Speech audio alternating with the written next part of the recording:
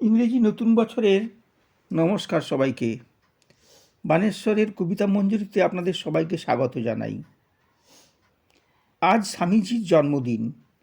তাঁর চরণে প্রণাম জানিয়ে আমার এই ক্ষুদ্র শ্রদ্ধাঞ্জলি নিবেদন করছি।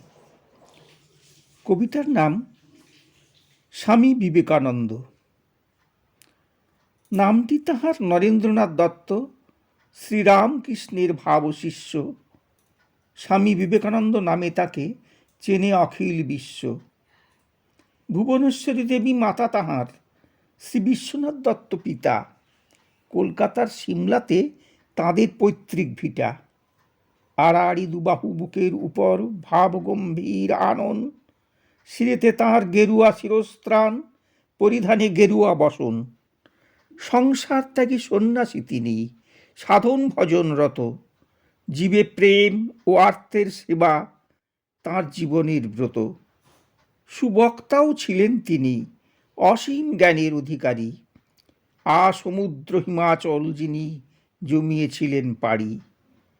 ত্যাগ ও সেবার মূর্ত প্রতীক ছিলেন এই সন্ন্যাসী। তাই তো তাকে শ্রদ্ধা করেন তামাম জগৎবাসী। মর্যাদার শিখরে তুলে ধরেন তিনি সনাতন হিন্দু ধর্ম। সত্য, সততা, সখ্যতা ও সেবা যে ধর্মের সারমর্ম। আজকে তাঁর শুভ জন্মদিন, 12ই জানুয়ারি।